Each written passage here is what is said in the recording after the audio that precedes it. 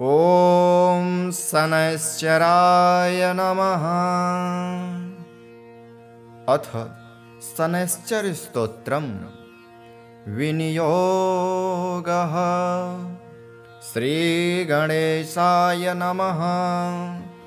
अस्य श्रीशनैश्चरस्तोत्रस्य दशरथ ऋषिः शनैश्चरो देवता त्रिष्टुप छन्दः शनैश्चर प्रीत्यर्थं जपे विनियोगः। दशरथ उवाच कोणोऽन्तको रौद्रयमोऽथ बभ्रुः कृष्णः शनिः पिङ्गलमन्दशौरिः नित्यं स्मृतो यो हरते च पीडां तस्मै नमः श्रीरविनन्दनाय। सुराः किं पुरुषो रगेन्द्रा गन्धर्वविद्याधरपन्नगाश्च पीड्यन्ति सर्वे विषमस्थितेन तस्मै नमः श्रीरविनन्दनाय। नरा नरेन्द्रा पशवो मृगेन्द्रा वन्याश्च ये कीटपतङ्गभृङ्गा पीडन्ति सर्वे विषमस्थितेन तस्मै नमः श्रीरविनन्दनाय। देशाश्च दुर्गाणि वनानि यत्र सेनानिवेशः पुरपत्तनानि पीड्यन्ति सर्वे विषमस्थितेन तस्मै नमः श्रीरविनन्दनाय। तिलैर्यवैर्मासगुणान् दानैर्लोहेन नीलाम्बरदानतो वा पीडान्ति मन्त्रैर्निजवासरे च तस्मै नमः श्रीरविनन्दनाय। प्रयागकूले यमुनातटे च सरस्वती पुण्यजले गुहायां यो योगिनां ध्यानगतोऽपि सूक्ष्मस्तस्मै नमः श्रीरविनन्दनाय।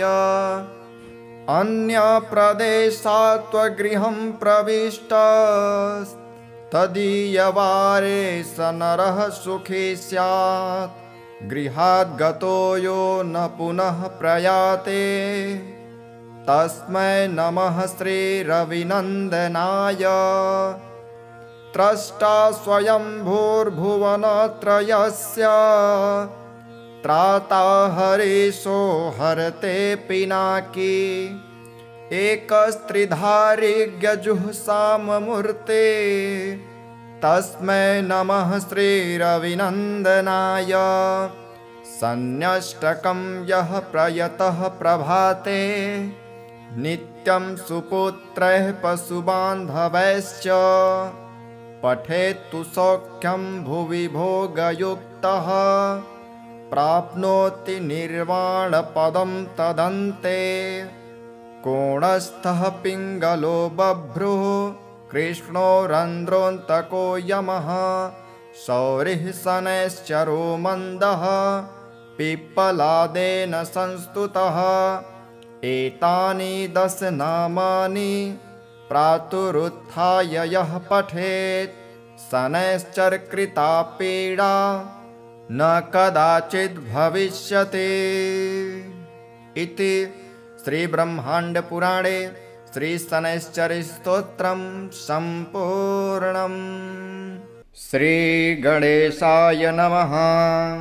अथ महाकाल शनिमृत्युञ्जयस्तोत्रं विनियोगः। ॐ अस्य श्री महाकाल शनिमृत्युञ्जय स्तोत्रं मंत्रस्य पिप्पलादर्शी अनुष्टुप छन्दो महाकाल शनिर्देवता संबीजं मायशक्ति कालपुरुषायिते कीलकं मम अकाल मृत्युर्निवारणार्थे पाठे विनियोगः। श्री गणेशाय नमः।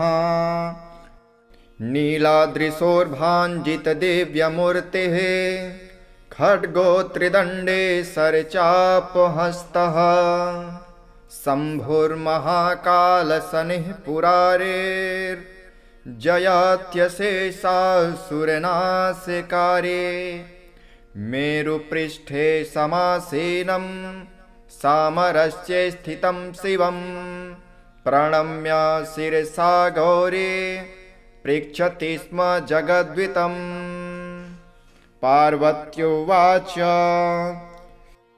भगवन् देवदेवेश भक्तानुग्रहकारक अपमृत्युविनाशाय यत्त्वया पूर्वसूचितं तदेव त्वं महाबाहो लोकानां हितकारकं तव मूर्तिप्रभेदस्य महाकालस्य साम्प्रतं शनिमृत्युञ्जयस्तोत्रं ब्रूहि मे नेत्रजन्मनः अकालमृत्युहरणम् अपमृत्युनिवारणं शनिमन्त्रप्रभेदाये तैर्युक्तं यस्तवं शुभं प्रतिनाम चतुर्यन्तं नमोऽन्तं मनुनायुतं श्रीशङ्कर उवाच नित्ये प्रियतमे गौरी सर्वलोकहिते रते गुह्याद्गुह्यतमं दिव्यं सर्वलोकोपकारकं शनिमृत्युञ्जयस्तोत्रं प्रवक्ष्यामि तवोऽधुना सर्वमङ्गलमाङ्गल्यं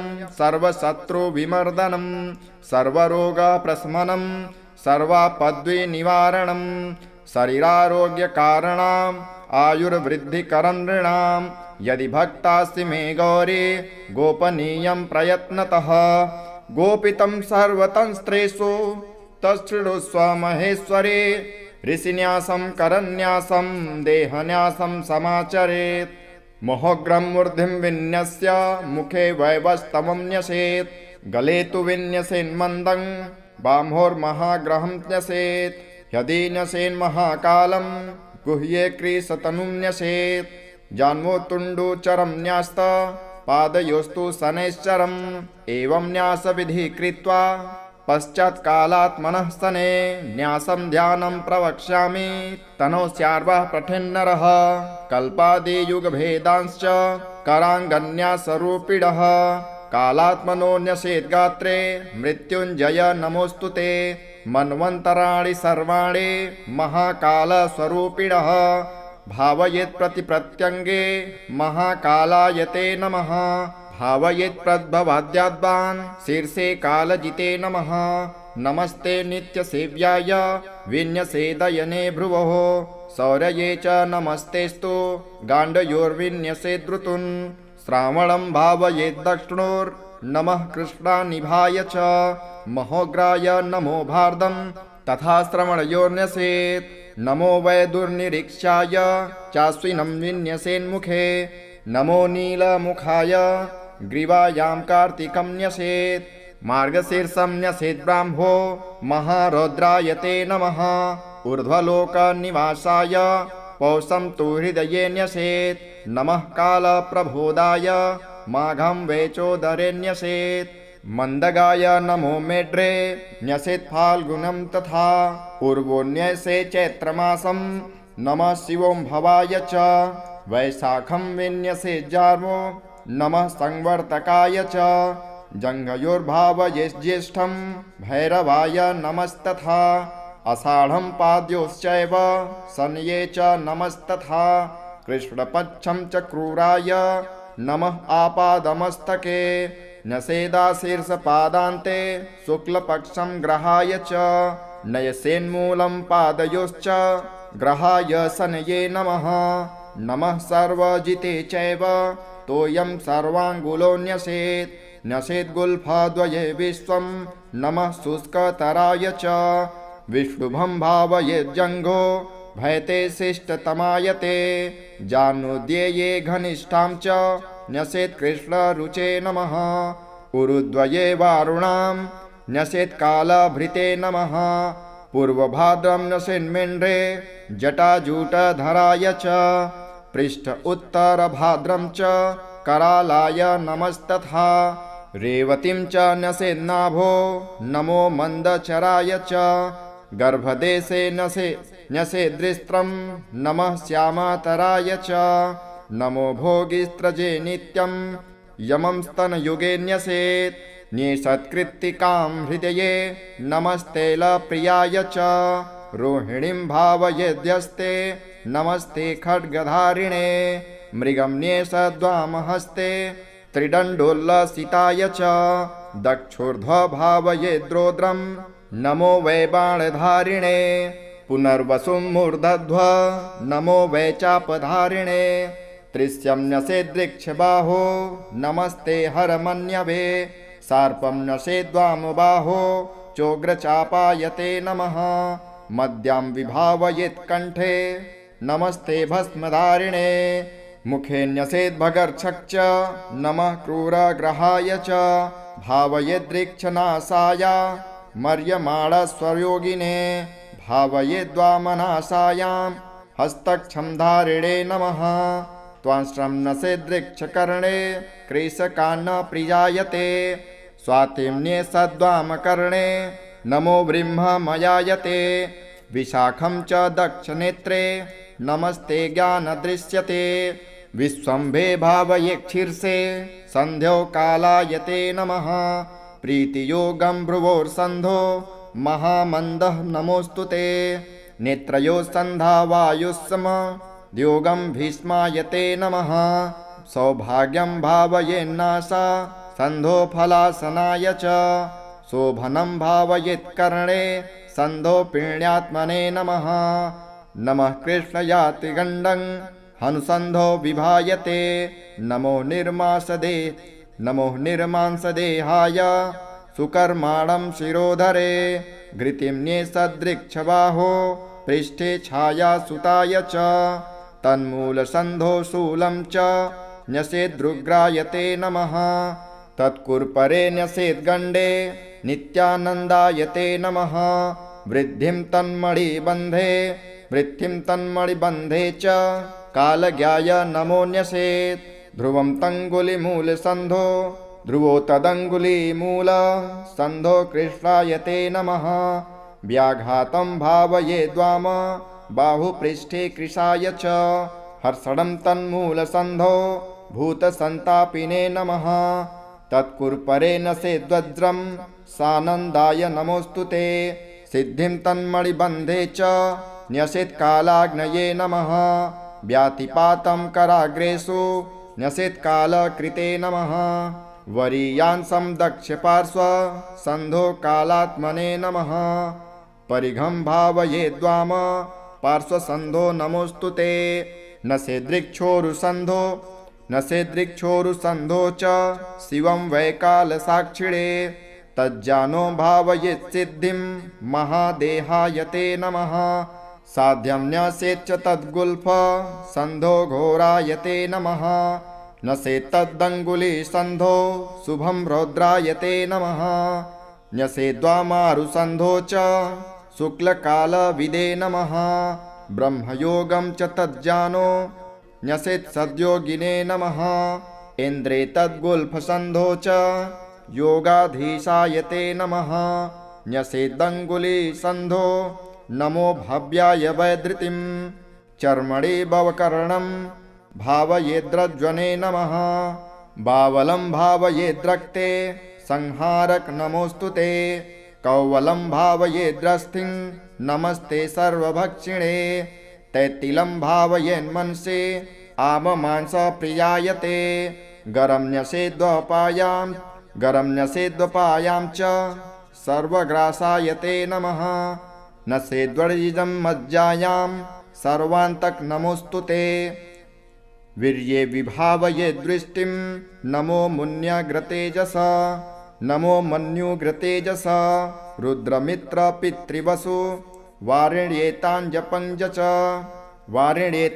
पञ्चज मुहूर्तांश्च दक्षपाद नखेषु भावयेन्नमः खगेशाय च खस्थाय खेचराय स्वरूपिणे पुरुहूत सत्मखे विश्ववेदो विधुंस्तथा मुहूर्तांश्च वामपाद नखेषु भावयेन्नमः त्यव्रताय सत्याय नित्यसत्याय ते नमः सिद्धेश्वर नमस्तुभ्यं योगेश्वर नमोऽस्तु ते वह्निनक्तं चरांश्चैव वरुणार्य नमो नकान् मुहूर्तांश्च दक्षहस्त नखे शुभावये नमः लग्नोदयाय दीर्घाय मार्गिणे दक्ष दृश्यते वक्राय चात्रिक्रूराय नमस्ते वामदृश्यते नमस्ते वामदृश्यये वामहस्त नखेष्वन्त्य वर्णेशाय नमोऽस्तु ते गिरिशाहिर्बुध्नपूषा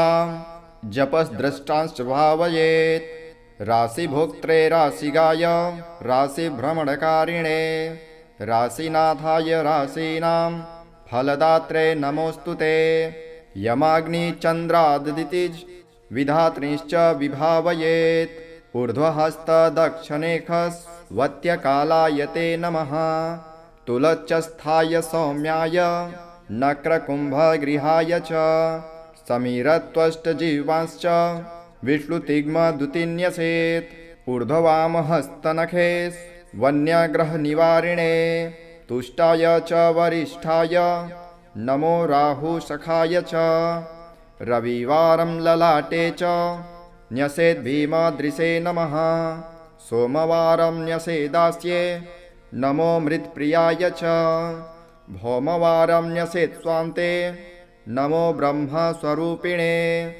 मेढ्रं न्यसेत् सौम्यवारं नमो जीवस्वरूपिणे वृषणे गुरुवारं च नमो मन्त्रस्वरूपिणे भृगुवारं मलद्वारे नमः प्रलयकारिणे पादयोः शनिवारं च निर्मांसाय नमोऽस्तु ते घटिका न्यसेत् केशेषु नमस्ते सूक्ष्मरूपिणे कालरूपिन्नमस्तेस्तु सर्वपापप्रणाशकः त्रिपुरस्य वधार्थाय शम्भुजाताय ते नमः नमः कालशरीराय कालनुम्नाय ते नमः कालहेतो नमस्तुभ्यं कालनन्दाय वै नमः अखण्डदण्डमानाय त्वनान्दन्ताय वै नमः कालदेवाय कालाय कालकालाय ते नमः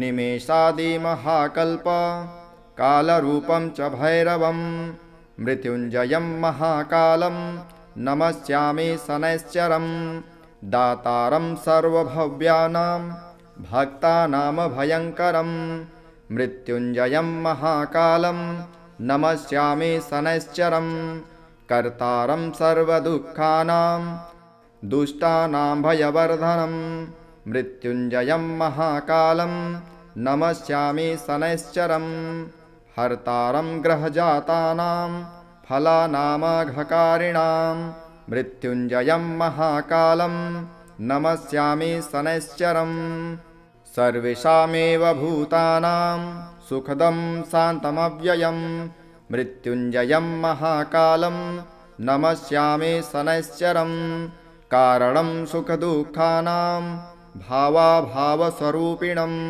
मृत्युञ्जयं महाकालं नमस्यामि शनैश्चरं अकालमृत्युहरणम् अपमृत्युनिवारणं मृत्युञ्जयं महाकालं नमस्यामि शनैश्चरं कालरूपेण संसार भक्षयन्तं महाग्रहं मृत्युञ्जयं महाकालं नमस्यामि शनैश्चरं दुर्निरीक्षं स्थूलरोमं भीषणं दीर्घलोचनं मृत्युञ्जयं महाकालं नमस्यामि शनैश्चरं ग्रहाणां ग्रहभूतं च सर्वग्रहनिवारणं मृत्युञ्जयं महाकालं नमस्यामि शनैश्चरं कालस्य वशगः सर्वे न कालः कस्यचिद्वशः तस्मात् त्वां कालपुरुषं प्रणतोऽस्मि शनैश्चरं कालदेव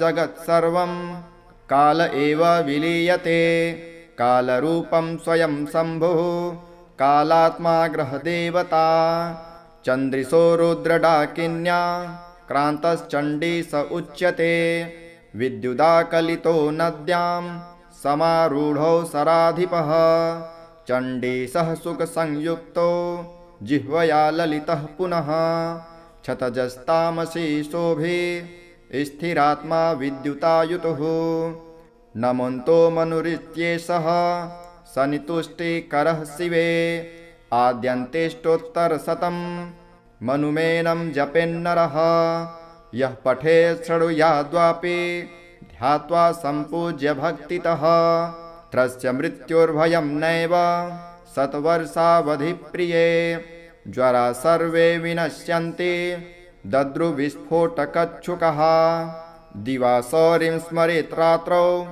महाकालं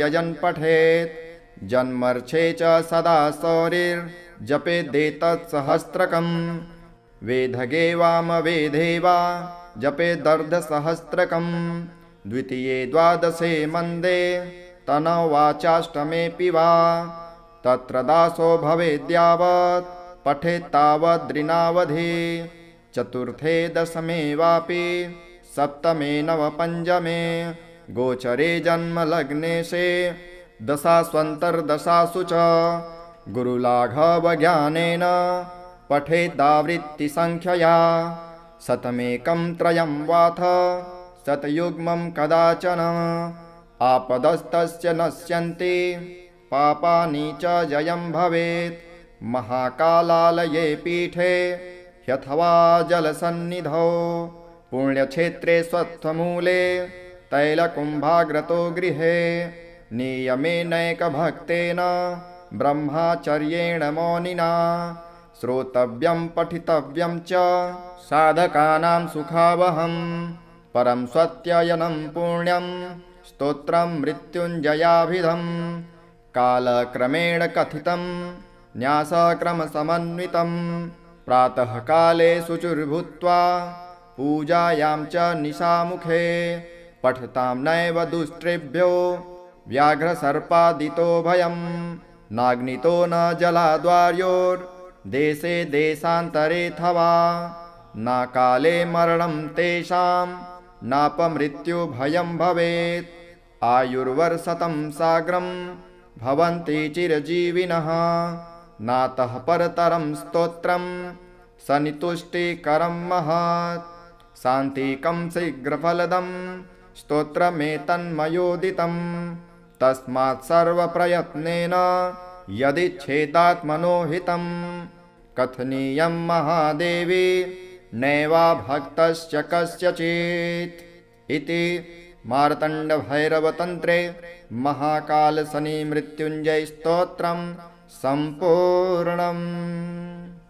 अर्चितानां मूर्तानां पितॄणां दिव्यतेजसां नमस्यामि सदा तेषां ध्यानिनां दिव्यचक्षुषां इद्रिदानि च नेतारो दक्षमारी च योस्तथा सप्तर्षीणां तथान्यस्यां ता नमस्यामि कामदान् मन्वादीनां मुनीन्द्राणां सूर्याचन्द्रं सोस्तथा ता नमस्याम्यहं सर्वान् पितॄनप्सुदधावपि नक्षत्राणां ग्रहाणां च वायुन्योर्भसस्तथा द्यावा पृथिव्योश्च तथा नमस्यामि कृताञ्जलिः देवर्षीणां जनित्रीश्च सर्वलोकनमस्कृतान् अक्षयस्य सदा दात्रीन् नमस्येऽहं कृताञ्जलिः प्रजापतेः कश्यपाय सोमाय वरुणाय च योगेश्वरेभ्यश्च सदा नमस्यामि कृताञ्जलिः नमो गणेभ्यः सप्तभ्यः स्तथा लोकेषु सप्तसु स्वयंभुवे नमस्यामि ब्राह्मणे योगचक्षुषे सोमाधारान् पितृगणान् योगमूर्तिधरांस्तथा नमस्यामि तथा सोमं पितरं जगतामहम् अग्निरूपांस्तथैवान्यान् नमस्यामि पितॄनहम् अग्निसोममयं विश्वं यत् एतद् शेषतः ये तु तेजस् ये चैते सोमसूर्याग्निमूर्तयः जगत्स्वरूपिणीश्चैव तथा ब्रह्मस्वरूपिणः तेभ्योऽखिलेभ्यो योगिभ्यः पितृभ्यो यतमानसः नमो नमो नमस्ते मे प्रसीदन्तु स्वधा भुजः। नमस्कार मित्रों, पितृपक्ष का समय चल रहा है और इस पितृपक्ष में भागवत गीता के 7वें अध्याय का पठन या श्रवण बहुत ही फलदायी माना गया है। भागवत गीता का 7वां अध्याय पितृ मुक्ति और मोक्ष से जुड़ा हुआ है, इसलिए आपको पितृपक्ष में इस भागवत गीता के 7वें अध्याय का पठन या श्रवण अवश्य ही करना चाहिए। तो चलिए आज की इस वीडियो में हम आपको भागवत गीता के 7वें अध्याय को सुनाने का प्रयास करते हैं। इस भागवत गीता के 7वें अध्याय का नाम है विज्ञान सहित तत्व ज्ञान। तो चलिए हम इसका श्रवण करते हैं। श्री भगवान उवाच मय्यासक्तमनः पार्थ योगं युज्यन्मदाश्रयः असंशय समग्रं मा यथा याज्ञसिति शृणु ज्ञानं तेऽहं सविज्ञानमिदं वच्चाम्यशेषतः यज्ञात्वा नेह भूयो न्यज्ञ ज्ञातव्यमवशिष्यते मनुष्याणां सहस्रेषु कच्चिद्यत्तति सिद्धये यततामपि सिद्धानां कञ्चिन्मा वेत्ति तत्त्वतः भूमिरापो नलो वायुः खङ्मनो बुद्धिरेव च अहङ्कार इति यं मे भिन्ना प्राकृतिरष्टधा अपरेयमितस्तज्ञा प्रकृतिं वृद्धि मे परां जीवभूता महाबाहो ययेदं धार्यते जगत् एतद्योनीनि भूतानि सर्वाणीत्युपधारय अहङ्कृत्सन्न्यस्य जगतः प्रभव प्रलयस्तथा मत्तः परतरं नान्यत् किञ्चिदस्ति धनञ्जयः मयि सर्वमिदं प्रोक्तं सूत्रे मणिगणा इव रसोऽहमप्सु कौन्तेय प्रभास्मि शशिसूर्ययोः प्रणवः सर्ववेदेषु शब्दः खे पौरुषं ऋषि पुण्यो गन्धः पृथिव्यां च तेजस्यास्मि विभावसौ जीवनं सर्वभूतेषु तपश्चास्मि तपस्विषु बीजं मा सर्वभूतानां वृद्धि पार्थ सनातनं बुद्धिर्बुद्धिमतामस्मि तेजस्तेजस्विनामहम् बलं बलवतां चाहं कामरागविवर्जितं धर्माविरुद्धो भूतेषु कामोऽस्मि भरतर्षभ ये चैव शक्तिका भावा राजसास्तामसाश्च ये मत एवेति तान् विद्धि न त्वहं तेषु ते मये त्रिभिर्गुणमये भार्वै रैभिः सर्वमिदं जगत् मोहितं नाभिजातानि मामेभ्यः परमव्ययम् दैवीहोषा गुणमये मम माया दुरत्यया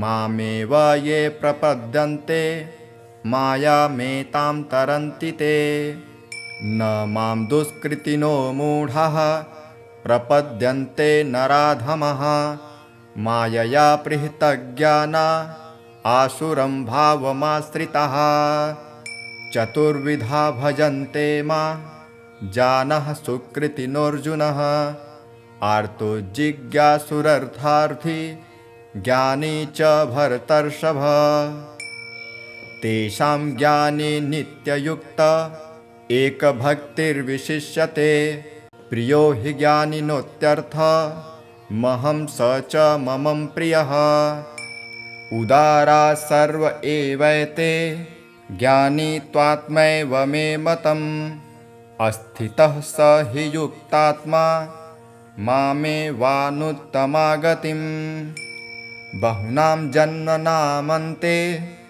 ज्ञानवान् मा प्रपद्यते वासुदेवः सर्वमिति स महात्मा सुदुर्लभः कामस्तैस्तैर्हृतज्ञानः प्रपद्यन्तेऽन्यदेवतः तं तं नियमास्थाय प्रकृत्या नियतः स्वया यो यो यां यां तनुं भक्तः श्रद्धयार्चितुमिच्छति तस्य तस्याचलां श्राद्धां तामेव विदधात्मयः स तया श्रद्धया युक्तस्तस्याराधनमीहते लभते च ततः कामान् मयैव विहितान् हितान् अन्तवत्तु फलं तेषां तब्धवत्यल्पमेधसां देवान् देवयजो यान्ति मद्भक्त्या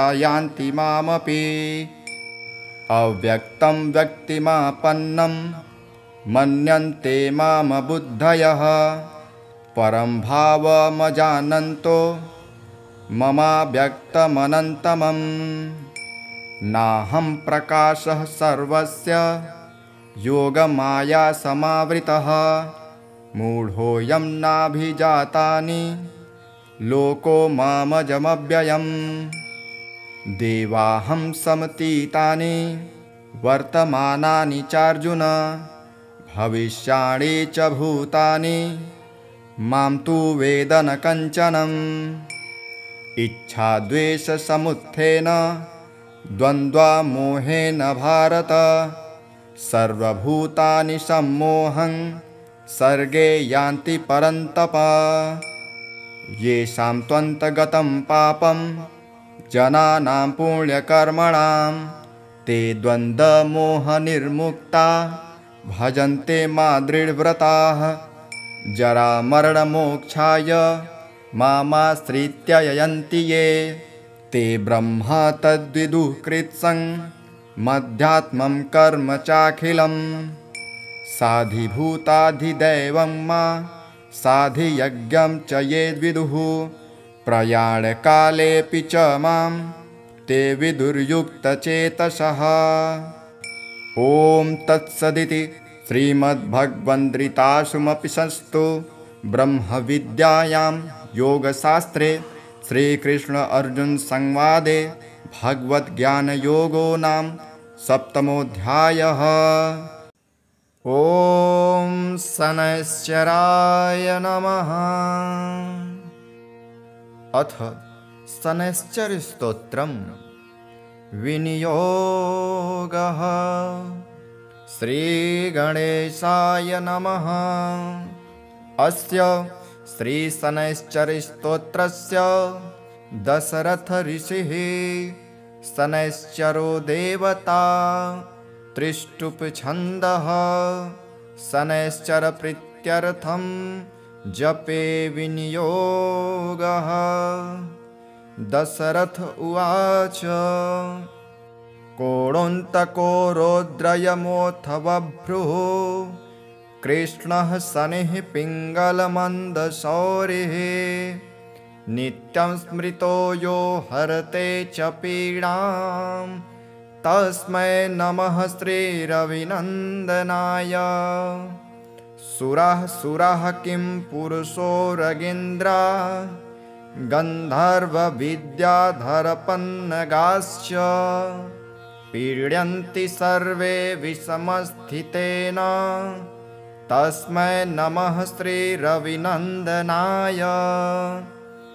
नरा नरेन्द्रा पशवो मृगेन्द्रा वन्याश्च ये कीटपतङ्गभृङ्गा पीड्यन्ति सर्वे विषमस्थितेन तस्मै नमः श्रीरविनन्दनाय।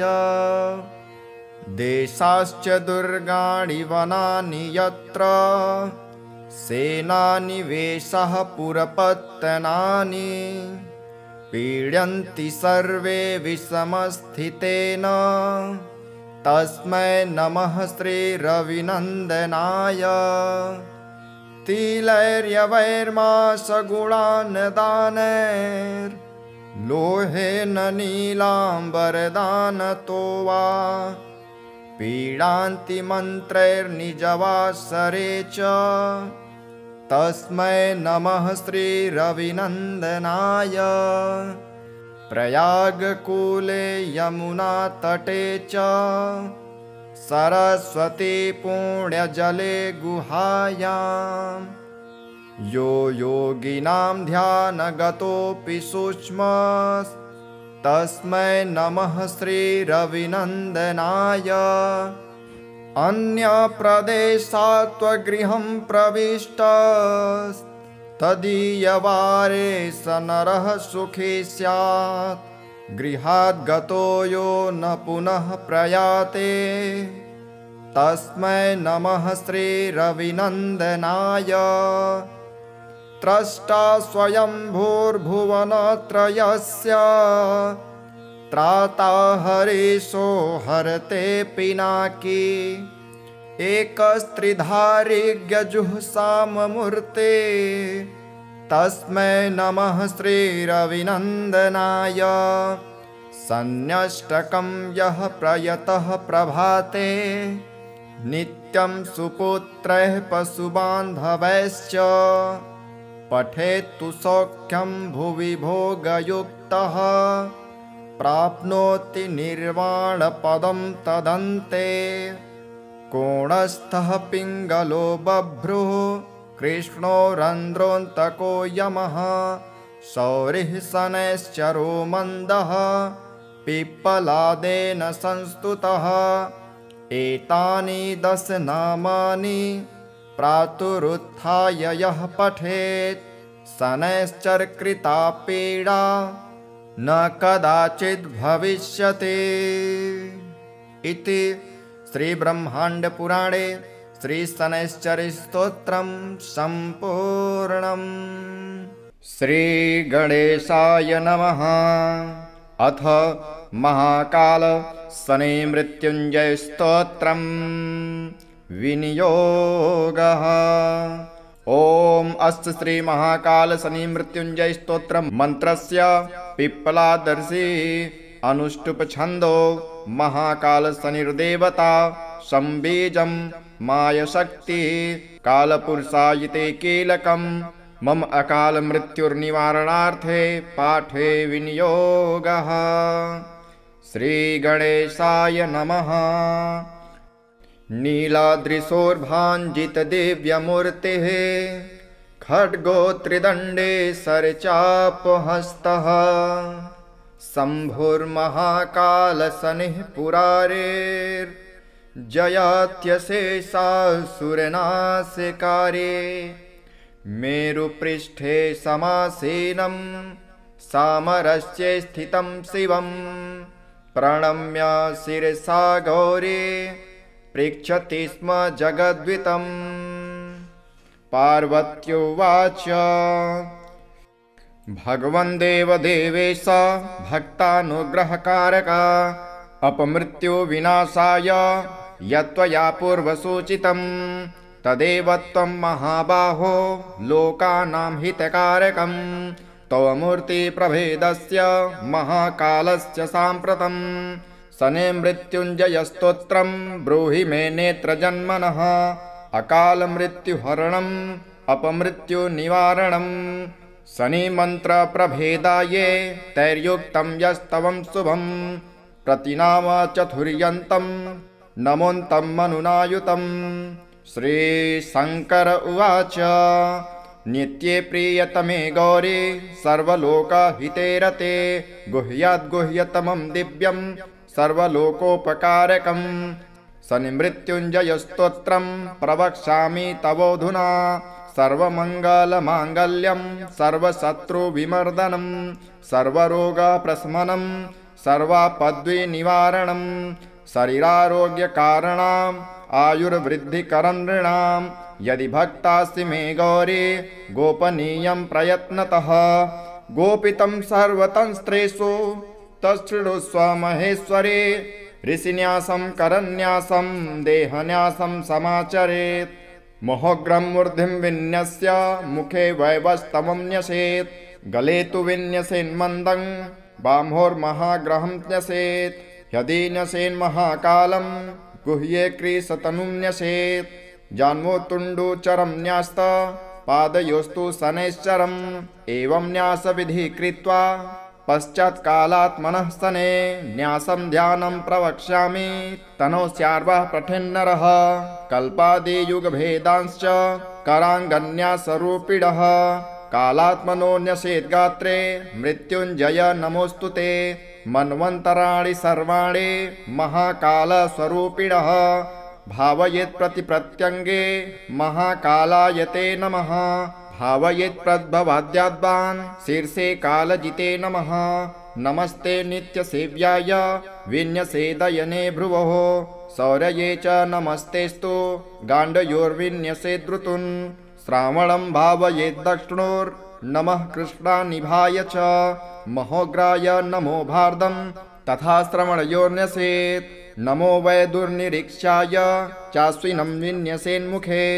नमो नीलमुखाय ग्रीवायां कार्तिकं न्यसेत् मार्गशीर्षं न्यसेत् ब्राह्मो महारौद्राय ते नमः ऊर्ध्वलोकनिवासाय पौषं तु हृदये न्यसेत् नमः कालप्रबोधाय माघं वेचोदरे न्यसेत् मन्दगाय नमो मेढ्रे न्यसेत् फाल्गुनं तथा पूर्वोऽन्यसे चैत्रमासं नमः शिवों भवाय च वैशाखं विन्यसेत् जार्वो नमः संवर्तकाय च जङ्घयोर्भावये ज्येष्ठं भैरवाय नमस्तथा आषाढं पाद्योश्चैव शनये च नमस्तथा कृष्णपक्षं च क्रूराय नमः आपादमस्तके न्यसेदाशीर्षपादान्ते शुक्लपक्षं ग्रहाय च नयसेन्मूलं पादयोश्च ग्रहाय शनये नमः नमः सर्वजिते चैव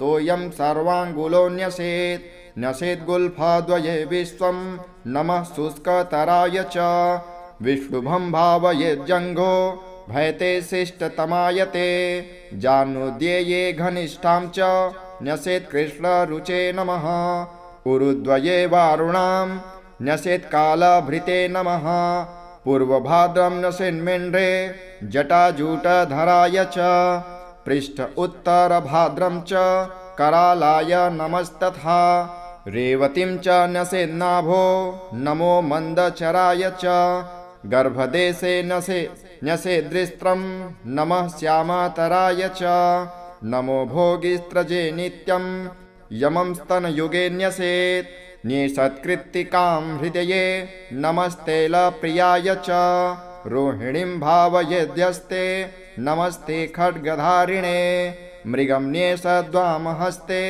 त्रिदण्डोल्लसिताय च दक्षोर्ध्वभावयेद्रोद्रं नमो वै बाणधारिणे पुनर्वसुं मूर्धध्व नमो वै चापधारिणे त्रिस्यं न्यसेद्वृक्षबाहो नमस्ते हरमन्यवे सर्पं न्यसेद्वामबाहो चोग्रचापायते नमः मद्यां विभावयेत्कण्ठे नमस्ते भस्मधारिणे मुखे न्यसेद्भगर्क्षक् च नमः क्रूरग्रहाय च भावयेद्वृक्षनाशाय मर्यमाणस्वयोगिने भावयेद्वामनाशायां हस्तक्षमधारिणे नमः त्वांश्रं नसेद्वृक्षकर्णे कृशकान्नप्रियायते स्वातिम्ने सद्वामकर्णे नमो ब्रह्ममयायते विशाखं च दक्षनेत्रे नमस्ते ज्ञानदृश्यते विश्वम्भे भावयेक्षीर्षे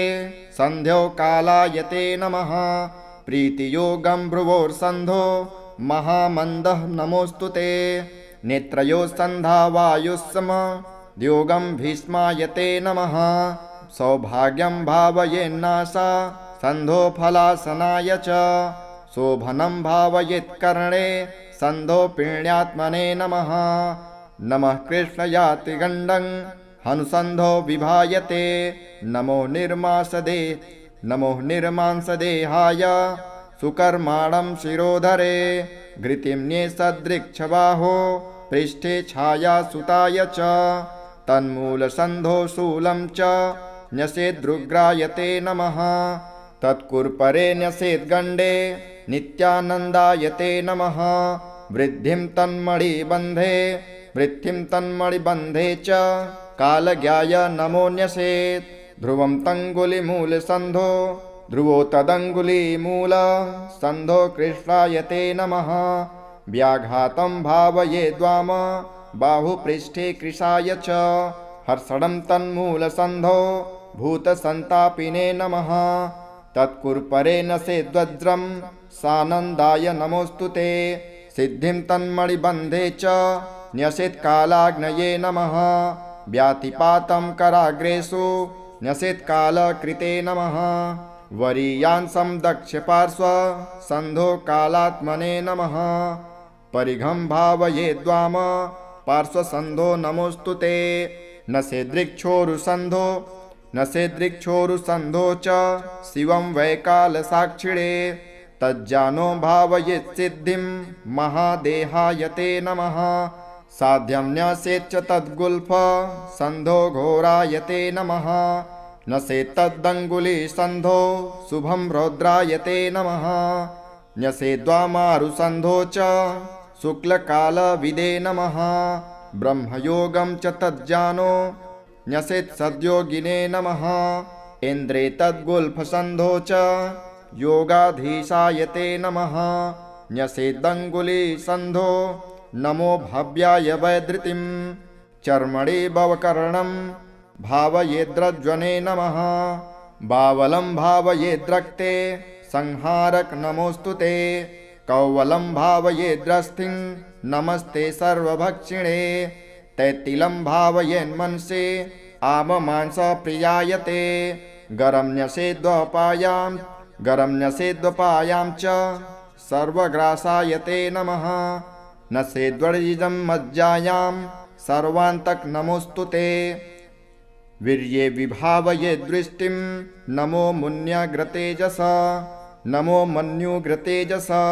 रुद्रमित्र पितृवसु वारिण्येताञ्च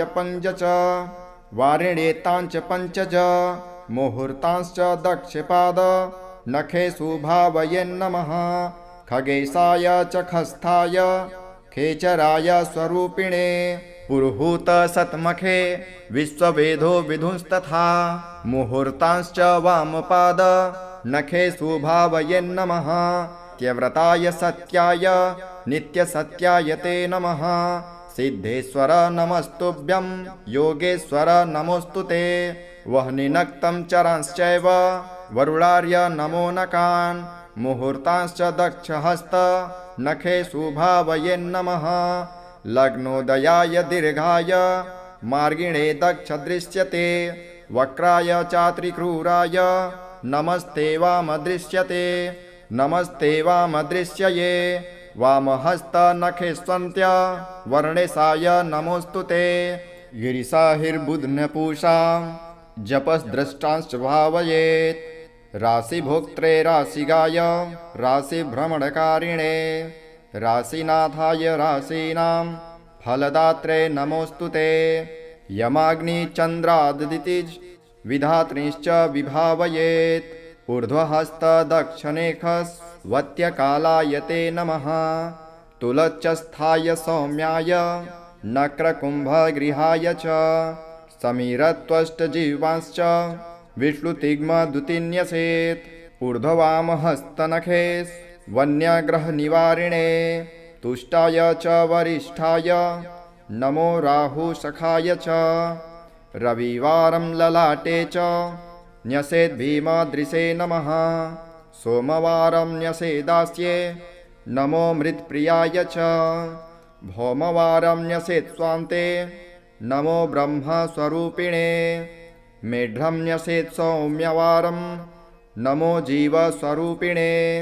वृषणे गुरुवारं च नमो मन्त्रस्वरूपिणे। भृगुवारं मलद्वारे नमः प्रलयकारिणे। पादयोः शनिवारं च निर्मांसाय नमोऽस्तुते। घटिका न्यसेत् केशेषु नमस्ते सूक्ष्मरूपिणे। कालरूपिन्नमस्तेस्तु सर्वपापप्रणाशकः। त्रिपुरस्य वधार्थाय शम्भुजाताय ते नमः। नमः कालशरीराय कालनुम्नाय ते नमः। कालहेतो नमस्तुभ्यं कालनन्दाय वै नमः। अखण्डदण्डमानाय त्वनान्दन्ताय वै नमः। कालदेवाय कालाय कालकालाय ते नमः। निमेषादिमहाकल्प कालरूपं च भैरवं। मृत्युञ्जयं महाकालं नमस्यामि शनैश्चरम्।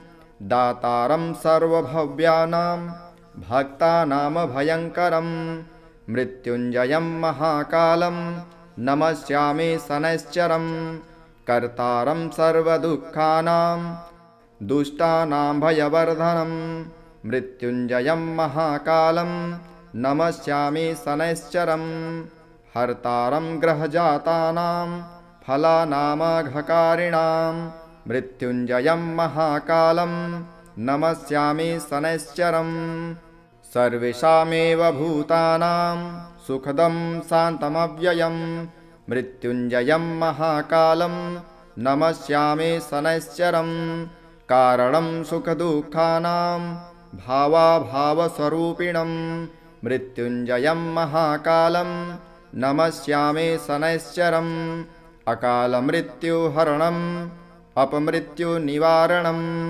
मृत्युञ्जयं महाकालं नमस्यामि शनैश्चरं कालरूपेण संसार भक्षयन्तं महाग्रहं मृत्युञ्जयं महाकालं नमस्यामि शनैश्चरं दुर्निरीक्षं स्थूलरोमं भीषणं दीर्घलोचनं मृत्युञ्जयं महाकालं नमस्यामि शनैश्चरं ग्रहाणां ग्रहभूतं च सर्वग्रहनिवारणं मृत्युञ्जयं महाकालं नमस्यामि शनैश्चरं कालस्य वशगः सर्वे न कालः कस्यचिद्वशः तस्मात् त्वां कालपुरुषं प्रणतोऽस्मि शनैश्चरं कालदेव जगत्सर्वं काल एव विलीयते कालरूपं स्वयं शम्भुः कालात्मा ग्रहदेवता चन्द्रिशो रुद्रडाकिन्या क्रान्तश्चण्डी स उच्यते विद्युदाकलितो नद्यां समारूढो सराधिपः चण्डीसः सुखसंयुक्तो जिह्वया ललितः पुनः क्षतजस्तामसी शोभे स्थिरात्मा विद्युतायुतुः नमन्तो मनुरित्येषः सनितुष्टिकरः शिवे आद्यन्तेष्टोत्तरशतं मनुमेनं जपेन्नरः यः पठेत् शृणुयाद्वापि ध्यात्वा सम्पूज्य भक्तितः त्रस्य मृत्युर्भयं नैव शतवर्षावधिप्रिये ज्वरा सर्वे विनश्यन्ति दद्रुविस्फोटकच्छुकः दिवा सौरिं स्मरेत् रात्रौ महाकालं यजन् पठेत् जन्मर्षे च सदा सौरिर्जपेदेतत् सहस्रकं वेदगे वामवेदे वा जपेदर्धसहस्रकं द्वितीये द्वादशे मन्दे तनवाचाष्टमेऽपि वा तत्र दासो भवेद्यावत् पठेत्तावद्रिनावधि चतुर्थे दशमे वापि सप्तमे नवपञ्चमे गोचरे जन्मलग्नेशे दशास्वन्तर्दशासु च गुरुलाघवज्ञानेन पठेदावृत्तिसङ्ख्यया शतमेकं त्रयं वाथ शतयुग्मं कदाचन आपदस्तस्य नश्यन्ति पापानि च जयं भवेत् महाकालालये पीठे ह्यथवा जलसन्निधौ पुण्यक्षेत्रे स्वत्थमूले तैलकुम्भाग्रतो गृहे नियमेनैकभक्तेन ब्रह्मचर्येण मौनिना श्रोतव्यं पठितव्यं च साधकानां सुखावहं परं स्वत्ययनं पुण्यं स्तोत्रं मृत्युञ्जयाभिधं कालक्रमेण कथितं न्यासक्रमसमन्वितं प्रातः काले शुचिर्भूत्वा पूजायां च निशामुखे पठतां नैव दुष्टृभ्यो व्याघ्रसर्पादितो भयं नाग्नितो न जलाद्वार्योर्देशे देशान्तरेऽथवा न काले मरणं तेषां नापमृत्युभयं भवेत् आयुर्वर्षतं साग्रं भवन्ति चिरजीविनः नातः परतरं स्तोत्रं सनितुष्टिकरं महत् शान्तिकं शीघ्रफलदं स्तोत्रमेतन्मयोदितं तस्मात् सर्वप्रयत्नेन यदिच्छेदात्मनो हितं कथनीयं महादेवी नैवा भक्तस्य कस्यचित् इति मार्तण्डभैरवतन्त्रे महाकालशनिमृत्युञ्जय स्तोत्रं सम्पूर्णम्। अर्चितानां मूर्तानां पितॄणां दिव्यतेजसां नमस्यामि सदा तेषां ध्यानिनां दिव्यचक्षुषाम्। इद्रिदानि च नेतारो दक्षमारी च योस्तथा सप्तर्षीणां तथान्यस्यां ता नमस्यामि कामदान्। मन्वादीनां मुनीन्द्राणां सूर्याचन्द्रं सोस्तथा ता नमस्याम्यहं सर्वान् पितॄनप्सु दधावपि। नक्षत्राणां ग्रहाणां च वायुन्योर्भसस्तथा द्यावा पृथिव्योश्च तथा नमस्यामि कृताञ्जलिः। देवर्षीणां जनित्रीश्च सर्वलोकनमस्कृतान् अक्षयस्य सदा दात्रीन् नमस्येऽहं कृताञ्जलिः। प्रजापतेः कश्यपाय सोमाय वरुणाय च योगेश्वरेभ्यश्च सदा नमस्यामि कृताञ्जलिः। नमो गणेभ्यः सप्तभ्यः स्तथा लोकेषु सप्तसु स्वयंभुवे नमस्यामि ब्राह्मणे योगचक्षुषे। सोमाधारान् पितृगणान् योगमूर्तिधरांस्तथा नमस्यामि तथा सोमं पितरं जगतामहम्। अग्निरूपांस्तथैवान्यान् नमस्यामि पितॄनहम्। अग्निसोममयं विश्वं यत् एतद् शेषतः ये तु तेजसि ये चैते सोमसूर्याग्निमूर्तयः जगत्स्वरूपिणीश्चैव तथा ब्रह्मस्वरूपिणः। तेभ्योऽखिलेभ्यो योगिभ्यः पितृभ्यो यतमानसः नमो नमो नमस्ते मे प्रसीदन्तु स्वधा भुजः। श्रीभगवानुवाच मय्यासक्तमनः पार्थ योगं युज्यन्मदाश्रयः असंशयसमग्रं मा यथा याज्ञसिति शृणु। ज्ञानं तेऽहं सविज्ञानमिदं वच्छाम्यशेषतः यज्ञात्वा नेह भूयो न्यज्ञ ज्ञातव्यमवशिष्यते। मनुष्याणां सहस्रेषु कच्चिद्यत्तति सिद्धये यत् तामपि सिद्धानां कञ्चिन्मा वेत्ति तत्त्वतः। भूमिरापो नलो वायुः खङ्मनो बुद्धिरेव च अहङ्कार इति यं मे भिन्ना प्राकृतिरष्टधा। अपरेयमितस्तज्ञा प्रकृतिं वृद्धि मे परां जीवभूता महाबाहो ययेदं धार्यते जगत्। एतद्योनीनि भूतानि सर्वाणीत्युपधारय अहङ्कृत्सन्न्यस्य जगतः प्रभव प्रलयस्तथा। मत्तः परतरं नान्यत् किञ्चिदस्ति धनञ्जयः मयि सर्वमिदं प्रोक्तं सूत्रे मणिगणा इव। रसोऽहमप्सु कौन्तेय प्रभास्मि शशिसूर्ययोः प्रणवः सर्ववेदेषु शब्दः खे पौरुषं ऋषि। पुण्यो गन्धः पृथिव्यां च तेजस्यास्मि विभावसौ जीवनं सर्वभूतेषु तपश्चास्मि तपस्विषु। बीजं मा सर्वभूतानां वृद्धि पार्थ सनातनं बुद्धिर्बुद्धिमतामस्मि तेजस्तेजस्विनामहम्। बलं बलवतां चाहं कामरागविवर्जितं धर्माविरुद्धो भूतेषु कामोऽस्मि भरतर्षभ। ये चैव शक्तिका भावा राजसास्तामसाश्च ये मत एवेति तान् विद्धि न त्वहं तेषु ते मये। त्रिभिर्गुणमये भार्वै रैभिः सर्वमिदं जगत् मोहितं नाभिजातानि मामेभ्यः परमव्ययम्।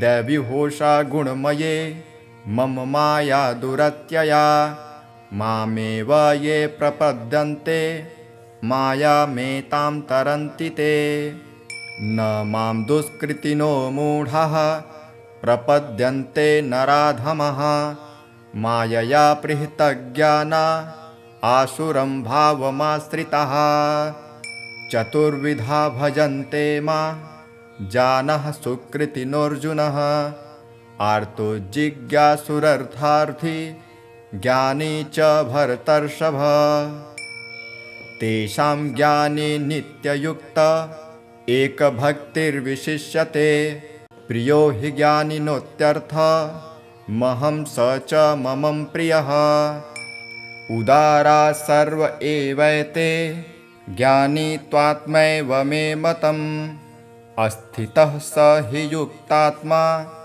मामेवानुत्तमागतिम् बहूनां जन्मनामन्ते ज्ञानवान् मा प्रपद्यते वासुदेवः सर्वमिति स महात्मा सुदुर्लभः कामस्तैस्तैर्हृतज्ञानः प्रपद्यन्तेऽन्यदेवतः तं तं नियमास्थाय प्रकृत्या नियतः स्वया यो यो यां यां तनुं भक्तः श्रद्धयार्चितुमिच्छति तस्य तस्याचलां श्राद्धां तामेव विदधात्मयः स तया श्रद्धया युक्तस्तस्याराधनमीहते लभते च ततः कामान् मयैव विहितान् हितान् अन्तवत्तु फलं तेषां तब्धवत्यल्पमेधसां देवान् देवयजो यान्ति मद्भक्त्या यान्ति मामपि अव्यक्तं व्यक्तिमापन्नं मन्यन्ते मामबुद्धयः परं भावमजानन्तो ममाव्यक्तमनन्तमं नाहं प्रकाशः सर्वस्य योगमाया समावृतः मूढोऽयं नाभिजातानि लोको मामजमव्ययम् देवाहं समतीतानि वर्तमानानि चार्जुन भविष्याणि च भूतानि मां तु वेद न कञ्चनम् इच्छाद्वेषसमुत्थेन द्वन्द्वमोहेन भारत सर्वभूतानि सम्मोहं सर्गे यान्ति परन्तप येषां त्वन्तगतं पापं जनानां पुण्यकर्मणां ते द्वन्द्वमोहनिर्मुक्ता भजन्ते मा दृढव्रताः जरामरणमोक्षाय मामाश्रित्य यन्ति ये ते ब्रह्मा तद्विदुः कृत्स्नं मध्यात्मं कर्म चाखिलं साधिभूताधिदैवं मा साधियज्ञं च ये विदुः प्रयाणकालेऽपि च मां ते विदुर्युक्तचेतसः ॐ तत्सदिति श्रीमद्भगवद्गीतासूपनिषत्सु ब्रह्मविद्यायां योगशास्त्रे श्रीकृष्ण अर्जुन संवादे भगवद्ज्ञानयोगो नाम सप्तमोऽध्यायः। ॐ शनैश्चराय नमः। अथ शनैश्चरस्तोत्रम् विनियोगः। श्रीगणेशाय नमः। अस्य श्रीशनैश्चरस्तोत्रस्य दशरथ ऋषिः शनैश्चरो देवता त्रिष्टुप् शनैश्चर प्रीत्यर्थं जपे विनियोगः। दशरथ उवाच कोणोऽन्तको रौद्रयमोऽथ बभ्रुः कृष्णः शनिः पिङ्गलमन्दशौरिः नित्यं स्मृतो यो हरते च पीडां तस्मै नमः श्रीरविनन्दनाय। सुराः सुराः किं पुरुषोरगेन्द्रा गन्धर्वविद्याधरपन्नगाश्च पीड्यन्ति सर्वे विषमस्थितेन तस्मै नमः श्रीरविनन्दनाय।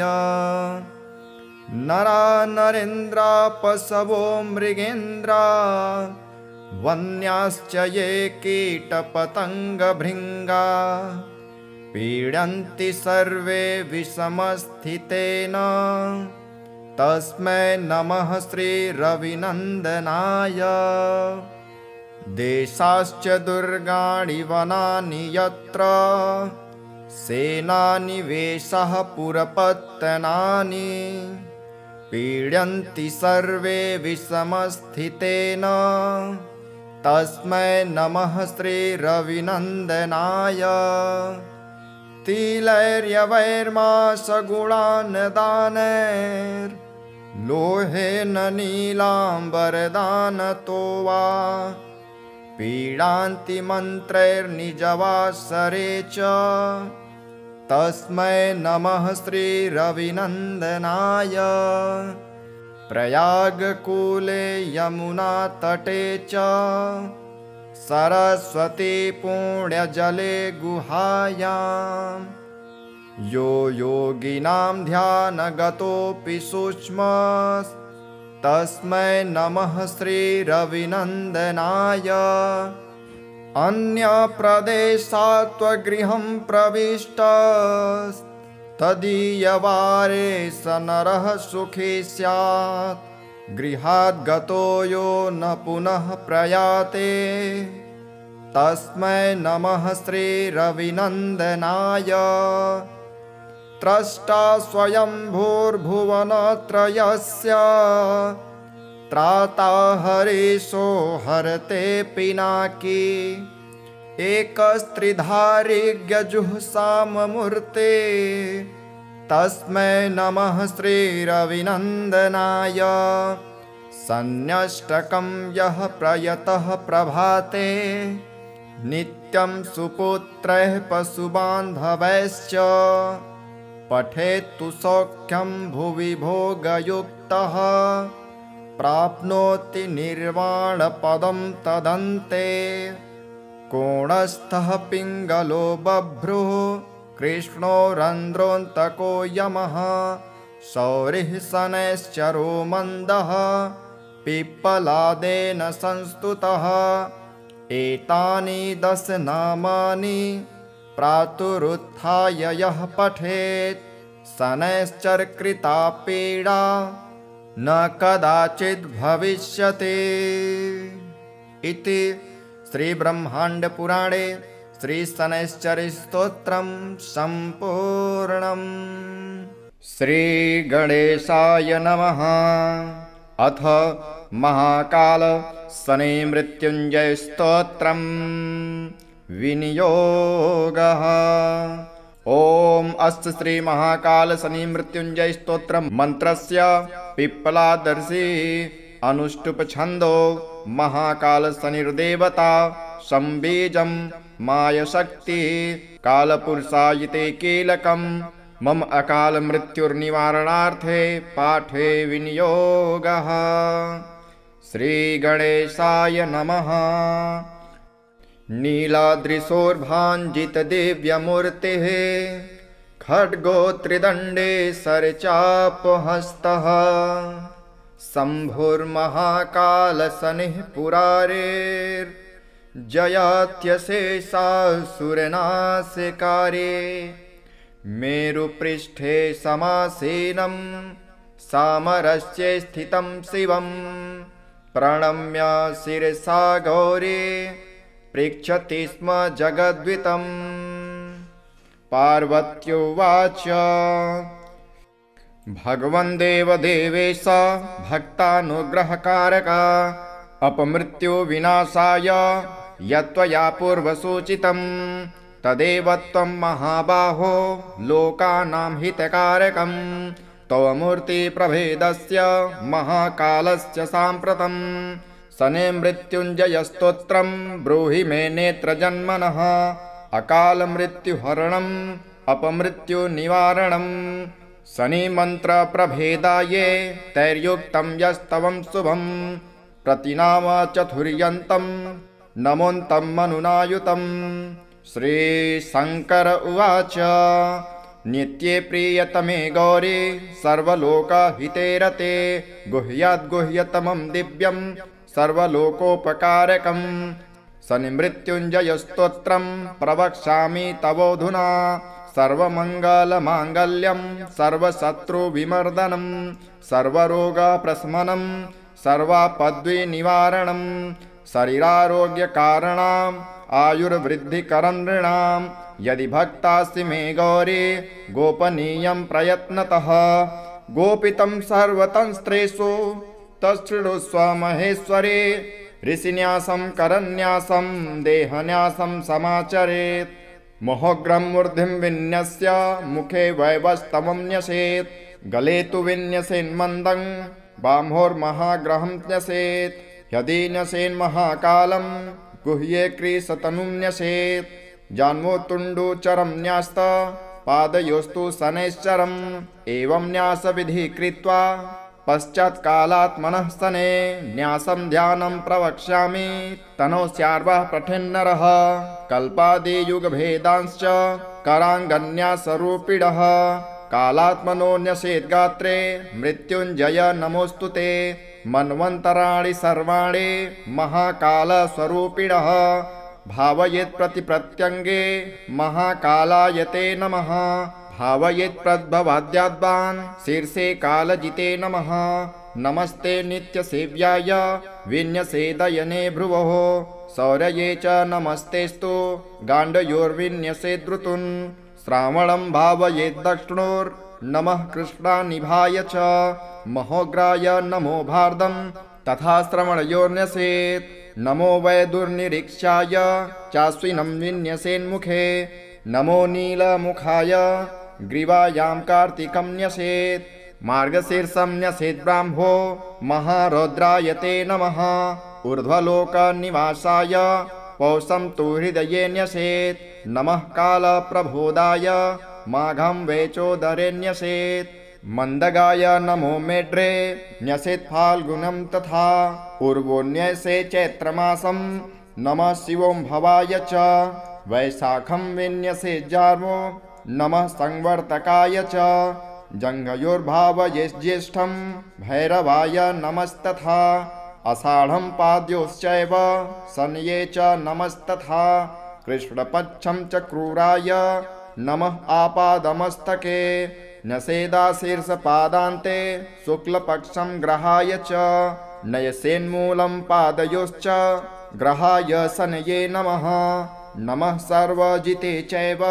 तोयं सर्वाङ्गुलो न्यसेत् न्यसेद्गुल्फद्वये विश्वं नमः शुष्कतराय च विष्णुभं भावयेज्जङ्घो भयते शिष्टतमायते जानुद्येये घनिष्ठां च न्यसेत् कृष्णरुचे नमः उरुद्वये वारुणां न्यसेत् कालभृते नमः पूर्वभाद्रं न्यसेन्मेण्ड्रे जटाजूटधराय च पृष्ठ उत्तरभाद्रं च करालाय नमस्तथा रेवतीं च न्यसेन्नाभो नमो मन्दचराय च गर्भदेशे न्यसेद्रिस्त्रं नमः श्यामातराय च नमो भोगिस्त्रजे नित्यं यमं स्तनयुगे न्यसेत् न्येषत्कृत्तिकां हृदये नमस्तेलप्रियाय च रोहिणीं भावयेद्यस्ते नमस्ते खड्गधारिणे मृगं न्येषद्वामहस्ते त्रिदण्डोल्लसिताय च दक्षोर्ध्वभावयेद्रोद्रं नमो वै बाणधारिणे पुनर्वसुं मूर्धध्व नमो वै चापधारिणे त्रिस्यं न्यसेद्वृक्षबाहो नमस्ते हरमन्यवे सर्पं न्यसेद्वामबाहो चोग्रचापायते नमः मद्यां विभावयेत्कण्ठे नमस्ते भस्मधारिणे मुखे न्यसेद्भगर्क्षक् च नमः क्रूरग्रहाय च भावयेद्रिक्षनाशाय मर्यमाणस्वयोगिने भावयेद्वामनाशायां हस्तक्षं धारिणे नमः त्वांश्रम नसेदृक्षकर्णे कृशकान्न प्रियायते स्वातिम्ने सद्वामकर्णे नमो ब्रह्ममयायते विशाखं च दक्षनेत्रे नमस्ते ज्ञानदृश्यते विश्वम्भे भावयेक्षीर्षे सन्ध्यो कालायते नमः प्रीतियोगं भ्रुवोर्सन्धो महामन्दः नमोऽस्तु ते नेत्रयो सन्धा वायुस्सम द्योगं भीष्मायते नमः सौभाग्यं भावयेन्नाशा सन्धो फलासनाय च शोभनं भावयेत्कर्णे सन्धो पिण्यात्मने नमः नमः कृष्णयातिगण्डं हनुसन्धो विभायते नमो निर्मांसदेहाय सुकर्माणं शिरोधरे घृतिम्ने सदृक्षबाहो पृष्ठे छायासुताय च तन्मूलसन्धो शूलं च न्यसेदृग्रायते नमः तत्कुर्परे न्यसेद्गण्डे नित्यानन्दायते नमः वृद्धिं तन्मणिबन्धे च कालज्ञाय नमोऽन्यसेत् ध्रुवं तङ्गुलिमूलसन्धो ध्रुवो तदङ्गुलिमूलसन्धो कृष्णायते नमः व्याघातं भावयेद्वाम बाहुपृष्ठे कृशाय च हर्षणं तन्मूलसन्धो भूतसन्तापिने नमः तत्कुर्परे नसेद्वज्रं सानन्दाय नमोऽस्तु ते सिद्धिं तन्मणिबन्धे च न्यसेत्कालाग्नये नमः व्यातिपातं कराग्रेषु न्यसेत्कालकृते नमः वरीयांसं दक्षपार्श्व सन्धो कालात्मने नमः परिघं भावयेद्वाम पार्श्वसन्धो नमोऽस्तु ते नसेदृक्षोरुसन्धो च शिवं वैकालसाक्षिणे तज्जानो भावयेत्सिद्धिं महादेहायते नमः साध्यं न्यसेच्च तद्गुल्फ सन्धो घोरायते नमः न्यसेत्तदङ्गुलीसन्धो शुभं रौद्रायते नमः न्यसेद्वामारुसन्धो च शुक्लकालविदे नमः ब्रह्मयोगं च तज्जानो न्यसेत्सद्योगिने नमः इन्द्रे तद्गुल्फसन्धो च योगाधीशायते नमः न्यसेदङ्गुलीसन्धो नमो भव्याय वैधृतिं चर्मणि भवकर्णं भावयेद्रज्वने नमः बावलं भावयेद्रक्ते संहारक नमोऽस्तु ते कौवलं भावयेद्रस्थिं नमस्ते सर्वभक्षिणे तैतिलं भावयेन्मनसे आममांसप्रियायते गरं न्यसेद्वपायां च सर्वग्रासायते नमः नसेद्वर्जितं मज्जायां सर्वान्तक नमोऽस्तु ते वीर्ये विभावयेद्दृष्टिं नमो मुन्यग्रतेजस नमो मन्युग्रतेजस रुद्रमित्रपितृवसु वारिण्येताञ्च पञ्चज मुहूर्तांश्च दक्षपाद नखेषु भावयेन्नमः खगेशाय च खस्थाय खेचराय स्वरूपिणे पुरुहूत सत्मखे विश्ववेदो विधुंस्तथा मुहूर्तांश्च वामपाद नखेषु भावयेन्नमः त्यव्रताय सत्याय नित्यसत्याय ते नमः सिद्धेश्वर नमस्तुभ्यं योगेश्वर नमोऽस्तु ते वह्निनक्तं चरांश्चैव वरुणार्य नमो नकान् मुहूर्तांश्च दक्षहस्त नखेषु भावयेन्नमः लग्नोदयाय दीर्घाय मार्गिणे दक्ष दृश्यते वक्राय चात्रिक्रूराय नमस्ते वामदृश्यये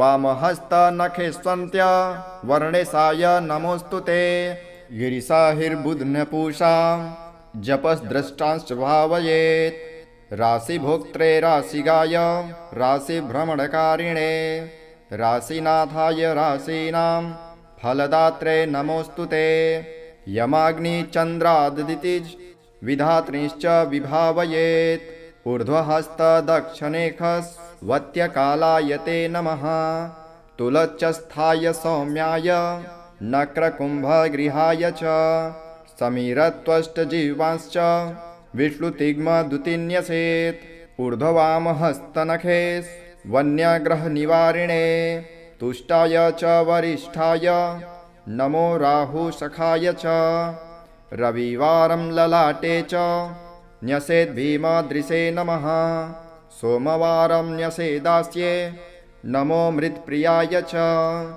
भौमवारं न्यसेत् स्वान्ते नमो ब्रह्मस्वरूपिणे मेढ्रं न्यसेत् सौम्यवारं नमो जीवस्वरूपिणे वृषणे गुरुवारं च नमो मन्त्रस्वरूपिणे भृगुवारं मलद्वारे नमः प्रलयकारिणे पादयोः शनिवारं च निर्मांसाय नमोऽस्तुते घटिका न्यसेत् केशेषु नमस्ते सूक्ष्मरूपिणे कालरूपिन्नमस्तेस्तु सर्वपापप्रणाशकः त्रिपुरस्य वधार्थाय शम्भुजाताय ते नमः नमः कालशरीराय कालनुम्नाय ते नमः कालहेतो नमस्तुभ्यं कालनन्दाय वै नमः अखण्डदण्डमानाय त्वनादन्ताय वै नमः कालदेवाय कालाय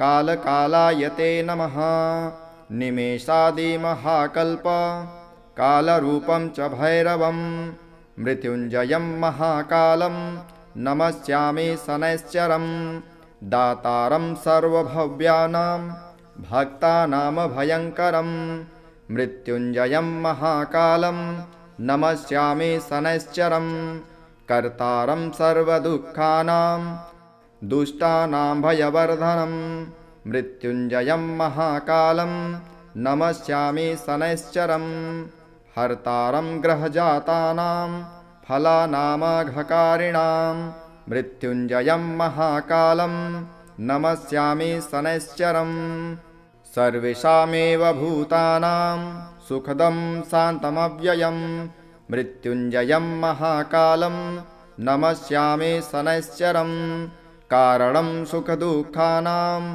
भावाभावस्वरूपिणं मृत्युञ्जयं महाकालं नमस्यामि शनैश्चरं अकालमृत्युहरणम् अपमृत्युनिवारणं मृत्युञ्जयं महाकालं नमस्यामि शनैश्चरं कालरूपेण संसार भक्षयन्तं महाग्रहं मृत्युञ्जयं महाकालं नमस्यामि शनैश्चरं दुर्निरीक्षं स्थूलरोमं भीषणं दीर्घलोचनं मृत्युञ्जयं महाकालं नमस्यामि शनैश्चरं ग्रहाणां ग्रहभूतं च सर्वग्रहनिवारणं मृत्युञ्जयं महाकालं नमस्यामि शनैश्चरं कालस्य वशगः सर्वे न कालः कस्यचिद्वशः तस्मात् त्वां कालपुरुषं प्रणतोऽस्मि शनैश्चरं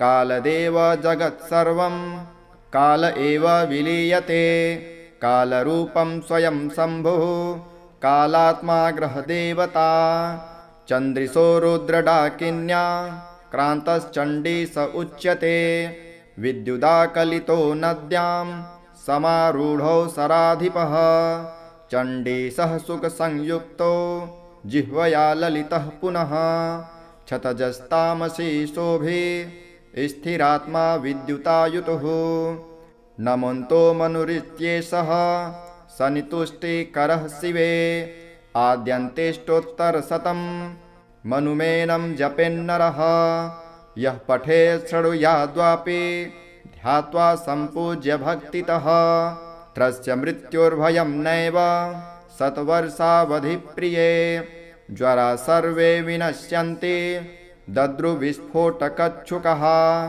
दिवासौरिं स्मरेत् रात्रौ महाकालं यजन् पठेत् जन्मर्षे च सदा सौरिर्जपेदेतत्सहस्रकं वेधगे वामवेधे वा जपेदर्धसहस्रकं द्वितीये द्वादशे मन्दे तनवाचाष्टमेऽपि वा तत्र दासो भवेद्यावत् पठेत्तावद्रिनावधि चतुर्थे दशमे वापि सप्तमे नवपञ्चमे गोचरे जन्म लग्ने से दशास्वन्तर्दशासु च गुरुलाघवज्ञानेन पठेदावृत्तिसङ्ख्यया शतमेकं त्रयं वाथ शतयुग्मं कदाचन आपदस्तस्य नश्यन्ति पापानि च जयं भवेत् महाकालालये पीठे ह्यथवा जलसन्निधौ पुण्यक्षेत्रे स्वत्वमूले तैलकुम्भाग्रतो गृहे नियमेनैकभक्तेन ब्रह्मचर्येण मौनिना श्रोतव्यं पठितव्यं च साधकानां सुखावहं परं सत्ययनं पुण्यं स्तोत्रं मृत्युञ्जयाभिधं कालक्रमेण कथितं न्यासक्रमसमन्वितं प्रातः काले शुचिर्भूत्वा पूजायां च निशामुखे पठतां नैव दुष्टृभ्यो व्याघ्रसर्पादितो भयं नाग्नितो न जलाद्वार्योर्देशे देशान्तरेऽथवा न काले मरणं तेषां नापमृत्युभयं भवेत् आयुर्वर्षतं साग्रं भवन्ति चिरजीविनः नातः परतरं स्तोत्रं सनितुष्टिकरं महत् शान्तिकं शीघ्रफलदं स्तोत्रमेतन्मयोदितं तस्मात् सर्वप्रयत्नेन यदिच्छेदात्मनो हितं कथनीयं महादेवी नैवा भक्तस्य कस्यचित् इति मार्तण्डभैरवतन्त्रे महाकालशनिमृत्युञ्जयस्तोत्रं सम्पूर्णम्।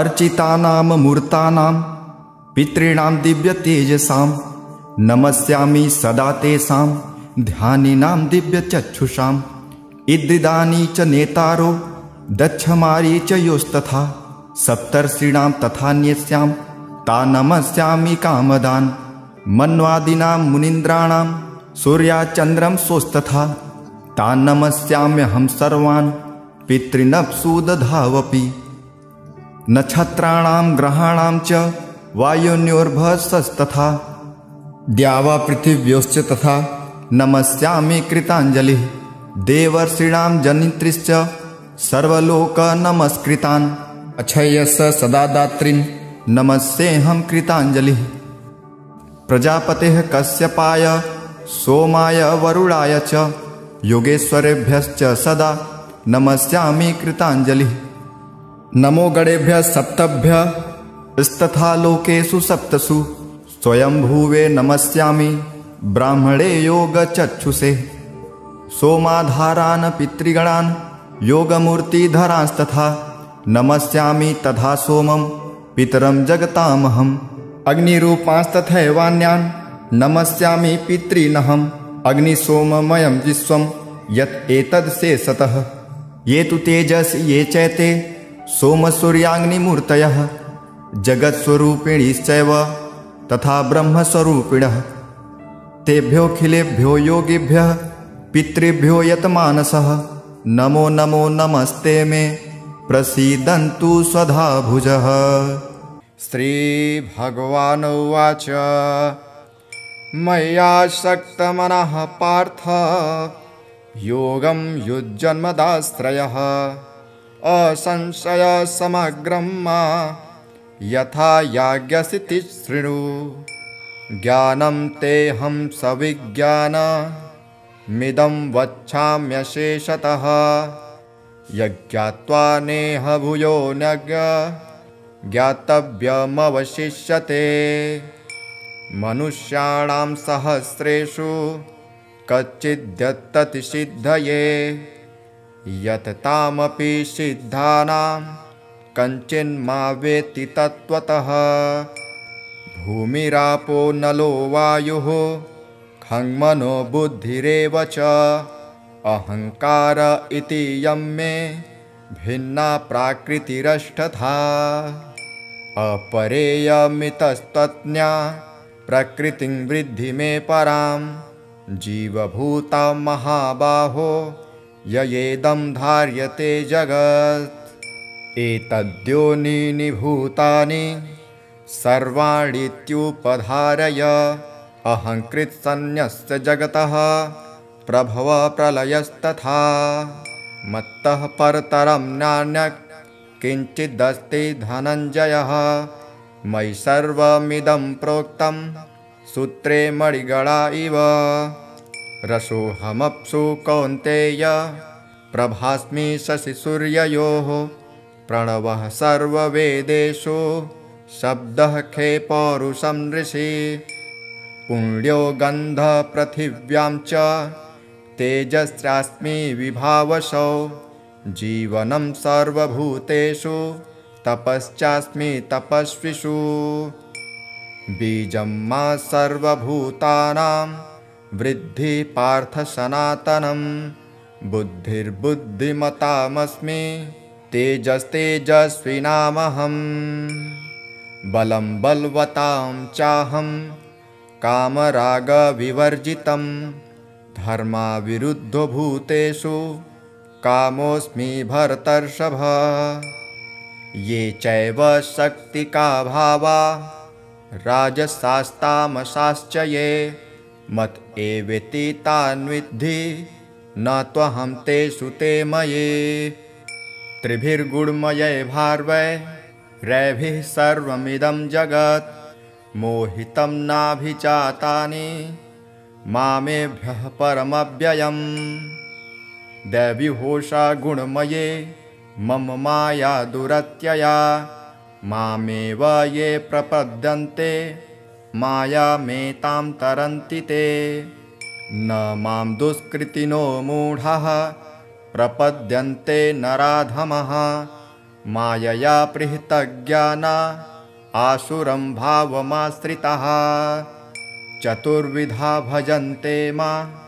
जानः सुकृतिनोऽर्जुनः आर्तो जिज्ञासुरर्थार्थी ज्ञानी च भरतर्षभ तेषां ज्ञानी नित्ययुक्त एकभक्तिर्विशिष्यते प्रियो हि ज्ञानिनोत्यर्थ महं स च ममं प्रियः उदारा सर्व एवैते ज्ञानी त्वात्मैव मे मतम् अस्थितः स हि युक्तात्मा मामेवानुत्तमागतिम्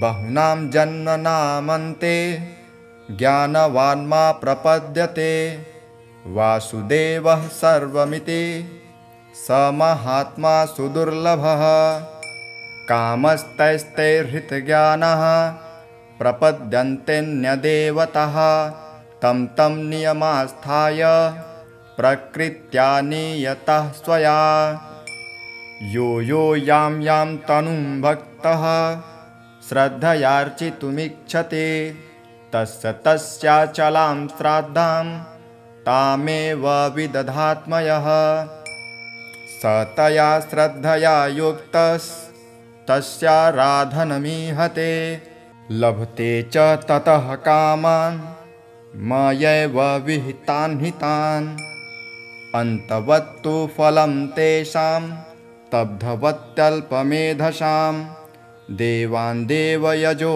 यान्ति मद्भक्त्या यान्ति मामपि अव्यक्तं व्यक्तिमापन्नं मन्यन्ते मामबुद्धयः परं भावमजानन्तो ममाव्यक्तमनन्तमम् नाहं प्रकाशः सर्वस्य योगमाया समावृतः मूढोऽयं नाभिजातानि लोको मामजमव्ययम् देवाहं समतीतानि वर्तमानानि चार्जुन भविष्याणि च भूतानि मां तु वेद न कञ्चनम् इच्छाद्वेषसमुत्थेन द्वन्द्वामोहेन भारत सर्वभूतानि सम्मोहं सर्गे यान्ति परन्तप येषां त्वन्तगतं